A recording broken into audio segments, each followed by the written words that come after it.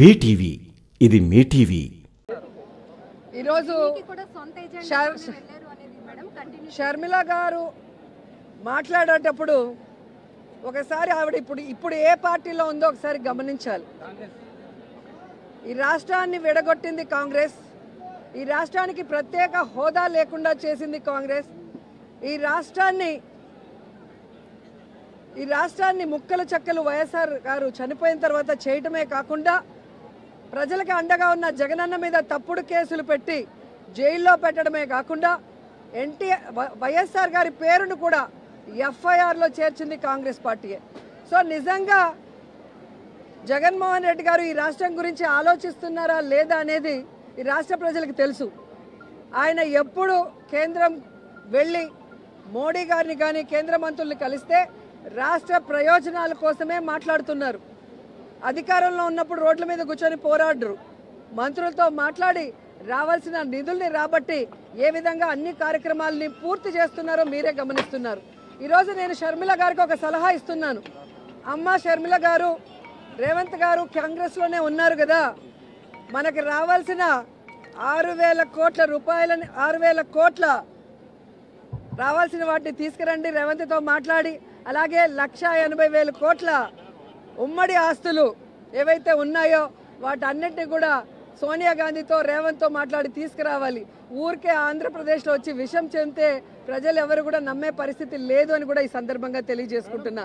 కేవలం జగన్మోహన్ రెడ్డి గారి మీద విషం చిమ్మటానికే చంద్రబాబు నాయుడు, సోనియా గాంధీ ఈరోజు షర్మిల గారిని ఆంధ్రప్రదేశ్లో కాంగ్రెస్ పార్టీలో పెట్టి ఈ విధంగా టూర్లు పెట్టిస్తున్నారనేది చిన్న పిల్లోడిని అడిగినా కూడా చెబుతారు.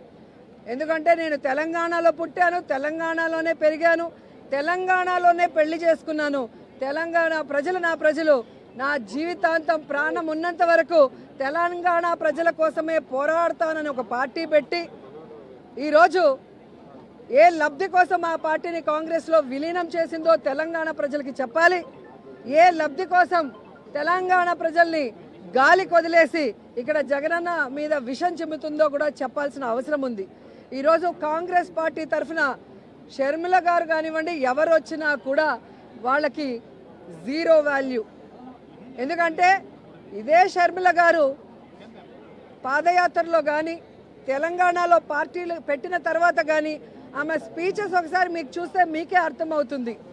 రేవంత్ ఒక దొంగ, కాంగ్రెస్ ఒక పనికిమాలిన పార్టీ, ఈరోజు రాజశేఖర్ రెడ్డి గారు బ్రతుకుంటే కాంగ్రెస్ మొహం మీద ఉమ్మేసి ఉంటాడని మాట్లాడిన వ్యక్తి అదే కాంగ్రెస్లోకి ఈరోజు తన పార్టీని విలీనం చేసి తాను జాయిన్ అయ్యి ఏ విధంగా కాంగ్రెస్ కండువా కప్పుకొని చంద్రబాబు నాయుడు స్క్రిప్ట్ ఎందుకు చదువుతుందో ఆవిడ చెప్పాల్సిన అవసరం ఉంది. ఆవిడ ప్రశ్నలకి జగన్ గారు సమాధానం చెప్పాల్సిన అవసరం లేదు. ఈ రాష్ట్రం కోసం, రాష్ట్ర ప్రజల కోసం, ఈ రాష్ట్రం విడిపోయి నష్టాల్లో, కష్టాల్లో, అప్పుల్లో చంద్రబాబు నాయుడు కాంగ్రెస్ ముంచేసినా ఈరోజు కుంటి సాకులు చెప్పకుండా సమర్థవంతంగా పరిపాలిస్తూ తానిచ్చిన ప్రతి వాగ్దానాన్ని నెరవేరుస్తూ సంక్షేమం, అభివృద్ధి 2 కళ్ళగా పరిపాలిస్తున్న జగనన్నకి ఈ రాష్ట్ర ప్రజలు ఎప్పుడూ అండగా ఉంటారు. ఆయన మీద విషం చెమ్మడానికి వచ్చే non local politicians Chandrababu Naidu అయినా, పవన్ కళ్యాణ్ అయినా, లోకేష్ అయినా, షర్మిల అయినా వీళ్ళు 2024 తర్వాత ఈ రాష్ట్రంలో కనబడరు. హైదరాబాద్కి పార్సిల్ చేసేస్తారు ప్రజలని కూడా చెప్తున్నా. మీ గ్రామానికి వచ్చినందుకు గాను మమ్మల్ని స్వాగతించడమే కాకుండా చాలా మంది ఎంతో సమయం మా కోసం వేచి ఉండి ఇక్కడ కూర్చొని మీ సమస్యల గురించి మాట్లాడడానికి మీ అంతకు మీరు స్వతహాగా వచ్చి మీడియా ముందు మీ సమస్యలు పెట్టినందుకు ప్రభుత్వం దృష్టికి, ప్రతిపక్షాల దృష్టికి ఈ సమస్యలకు తీసుకువెళ్లడానికి మీరు చేసిన కృషి ఊరికే పోదు తల్లి. మీరందరూ ధైర్యంగా ఉండండి. ఈ రోజు ఈ ప్రభుత్వం ఎంత దారుణంగా వ్యవహరిస్తుందో నేను మీకు వేరే చెప్పాల్సిన పని లేదు. అన్నిటికంటే ఘోరం ఏమిటంటే దళితుల మీద జరుగుతున్న దాడులు. ఇక్కడ నా దగ్గర ఒక లిస్ట్ ఇచ్చాడు అన్న, దీంట్లో 60 పేర్లున్నాయి. 60 మంది దళితుల మీద అఫీషియల్ గా జరిగిన దాడులంట ఇవి. హోంమంత్రి దళితురాలు, ఇక్కడ హోంమంత్రి అయ్యుండి, ఇక్కడ మినిస్టర్ అయ్యుండి, ఈ ఎమ్మెల్యే ఒక హోం మంత్రి అయ్యుండి కూడా, దళితురాలు అయ్యుండి కూడా దళితులనే కాపాడుకోలేకపోతే ఇక వీళ్ళకు పదవులు ఎందుకు? వీళ్ళకి ఎందుకు ఓట్లు వేయాలి? కనీసం దళితులకు కూడా రక్షణ కల్పించకపోతే ఇక మిగతా ప్రజలకు మీరు ఏమి రక్షణ కల్పిస్తారు? దళితులు వాళ్ళు అడుగుతున్నదల్లా మాకు అన్యాయం జరుగుతుంది అని, వాళ్ళు అడుగుతున్నది సబబుగా ఉన్నా కూడా వాళ్ళను బెదిరించి దాడిలో చేసో, వాళ్ళను దౌర్జన్యం చేసో, లేకపోతే ఇంకొంతమంది హత్య చేసో, ఇంతమంది చనిపోయారు, ఇంతమంది మీద దాడులు జరిగాయంటే దళితురాలుగా ఉన్న హోంమంత్రికి ఇది అవమానంగా లేదా? మరి హోంమంత్రిగా ఎందుకున్నట్టు మీరు దళితురాలుగా ఉండి హోంమంత్రిగా ఉండి ఏమి చేయలేకపోతున్నారంటే మీకు ఆ పదవి ఎందుకు? రాజీనామా చేయండి.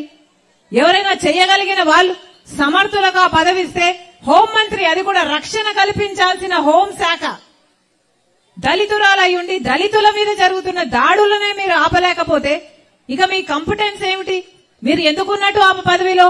రాజీనామా చేయొచ్చు కదా. చేయాలని డిమాండ్ చేస్తుంది కాంగ్రెస్ పార్టీ. మీకు గనక ఈ వీడియో నచ్చినట్లయితే మన ఫ్రెండ్స్ అందరికీ షేర్ చేయండి. మీ బీటీవీని సబ్స్క్రైబ్ చేయండి ప్లీజ్. బీటీవీ, ఇది మీ టీవీ.